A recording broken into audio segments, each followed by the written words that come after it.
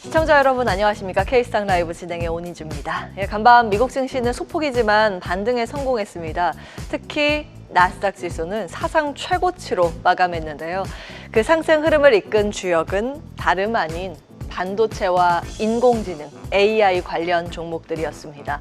반도체 대표주인 브로드컴은 3% 급등했고 엔비디아도 약 1% 가까이 오르면서 지난 한 달간 이어진 급락세에서 일부 회복했습니다.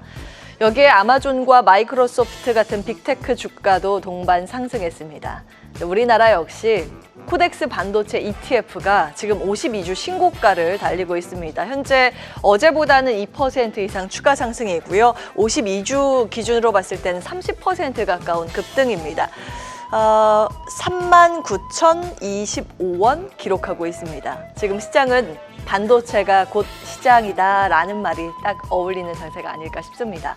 자, 먼저 골드만삭스 자료를 보겠습니다. 미국 기업들이 실제로 AI를 얼마나 쓰고 있는지를 보여주는 그래프인데요.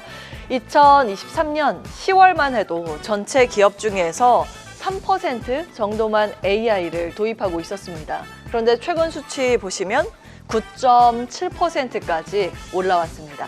아직도 10%가 안 되지만 불과 2년도 안 되는 사이에 한 3배 가까이 늘어난 겁니다.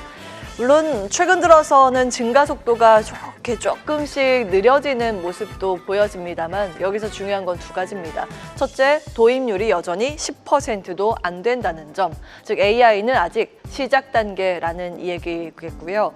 둘째, 그렇게 낮은 도입률에도 불구하고 확산 속도가 굉장히 빠르다는 겁니다. 자, 이 그래프는 AI 시장은 현재 출발선에 불과하고 앞으로 더 넓게 퍼질 수 있는 여지가 크다는 사실을 보여주고 있습니다. 얼마 전까지만 해도 미국 시장에서는 AI 랠리가 버블이냐 아니냐가 큰 논쟁거리였습니다. 골드만삭스의 보고서에서는 여기에 대해서 아직 아니라고 진단하고 있습니다. 작년 한 해 AI 관련 종목이 32% 올랐고요. 올해 들어서도 17% 추가 상승을 했지만 밸류에이션을 보면 여전히 과거 버블 국면과는 차이가 있습니다. 닷컴 버블 당시 S&P 500의 주가 수익 비율은 50배, 2021년 고점은 40배였는데 지금은 22배 수준입니다. 대형 5개 종목만 따로 봐도 28배, 28배 정도에 불과합니다. 그러니까 상승세는 분명하지만 과열이라기보다는 정상 궤도 위에서 움직이고 있다는 해석입니다. AI 랠리가 과열이 아니라면 지금은 어떤 국면에 놓여 있는 걸까요? 골드만삭스는 AI 사이클을 4단계로 나눠서 설명합니다. 먼저 1단계는 GPU 기업, 즉 엔비디아가 폭발적으로 오른 시기였습니다. 실적과 주가의 괴리가 줄어들면서 초기 AI 수혜주들이 주목을 받았죠. 그리고 2단계 인프라 국면입니다. 골드만삭스는 지금이 바로 여기에 해당한다고 분석했습니다. AI를 돌리면서 서버, 반도체, 전력 설비가 모두 필요해지는 구간인데요. AI를 돌리면서 서버, 반도체, 전력 설비가 이렇게 같이 주가 탄력성을 더해받는 국면이라고 봤습니다. 아마존, 마이크로소프트 같은 초대형 IT 기업들이 설비 투자를 크게 늘리면서 그 돈이 이쪽으로 흘러가고 있습니다. 다만 이 설비 투자가 꺾이면 밸류에이션 리스크가 커질 수 있다는 점은 유의할 필요가 있겠습니다. 3단계는 AI 활용 매출, 즉 소프트웨어 기업들입니다. 여기로 돌입하면 투자자의 관심이 제한적이고 종목 간의 희비가 크게 엇갈리는 구간으로 들어간다고 봤고요. 마지막 4단계는 생산성입니다.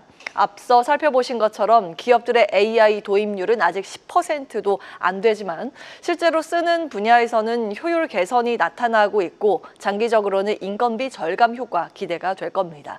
다시 말해서 지금은 인프라 중심의 2단계에 머물러 있지만 앞으로는 소프트웨어와 생산성으로 각 기업들의 확산 요소가 될 수 있겠죠. 긴 사이클의 초입에 서 있다는 점 기억을 해보셔야겠습니다. 자, 여기에 더해 시장에서 중요한 시그널 하나가 나왔습니다. 바로 모건 스탠리의 숀 킴 애널리스트의 태도 변화입니다. 3년 전 반도체의 겨울이 오고 있다, 이런 보고서를 내면서 당시 업종 전반을 크게 흔들었던 인물이죠. 그 전망은 이후에도 시장에 큰 영향을 미쳐왔고 저희 브리핑에서도 여러 차례 그의 시각 변화의 미묘한 차이를 짚어드린 바 있습니다. 근데 이번에는 방향을 아주 강하게 틀었습니다. 과거의 냉정한 비관론자가 이번에 오히려 업사이클 가능성을 말하고 있는데요. 내용 보시죠. 방금 나온 모건 스탠리의 보고서고요. 제목은 낸드, 우려했던 것보다 낫다입니다. 시장에서는 4분기 낸드 가격이 계속 떨어질 거라는 걱정이 많았었죠. 근데 리포트에서는 생각보다 그 상황이 나쁘지 않을 거라고 평가했습니다. 그 이유는 두 가지입니다. 첫 번째, AI용 eSSD 주문이 늘면서 소비자용 제품 부진을 상당 부분 만회하고 있다는 점입니다. 둘째는 지난 2년 넘게 이어졌던 공급 과잉이 점차 정상화되고 있다는 데 주목했습니다. 즉 시장이 우려했던 급격한 가격 하락은 나타나지 않을 수 있고 오히려 4분기 낸드 가격은 생각보다 잘 버틸 거라는 분석입니다.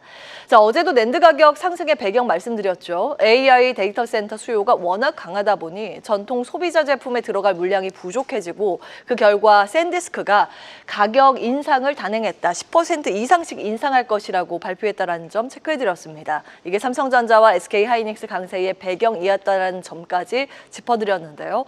오늘은 모건 스탠리의 리포트가 그 흐름을 다시 확인해준 셈입니다.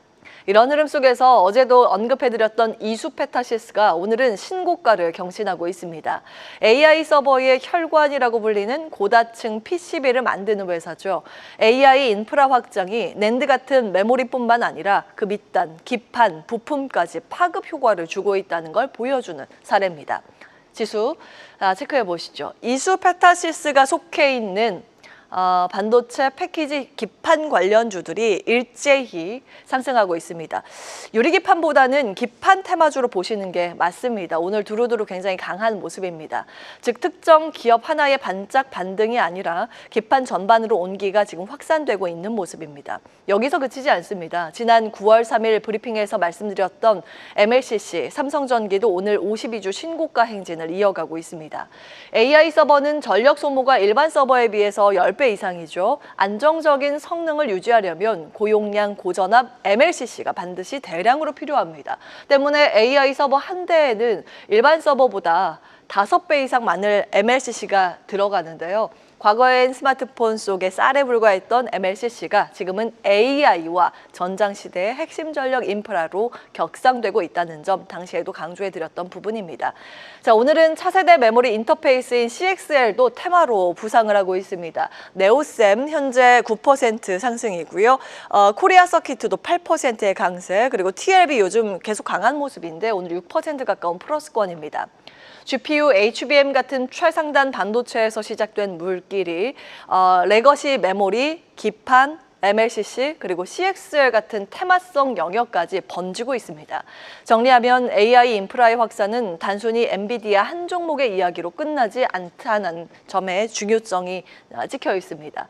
메모리에서 기판, MLCC, CXL까지 이어지는 낙수 효과와 연쇄 반응, 바로 이 지점에서 한국 기업들이 기회를 잡을 수 있습니다. 결국 시장은 단발성 뉴스가 아니라 이렇게 계속 연결되는 흐름 속에서 기회를 만든다는 것 다시 한번 확인할 수 있겠습니다. 오늘의 앵커 브리핑입니다.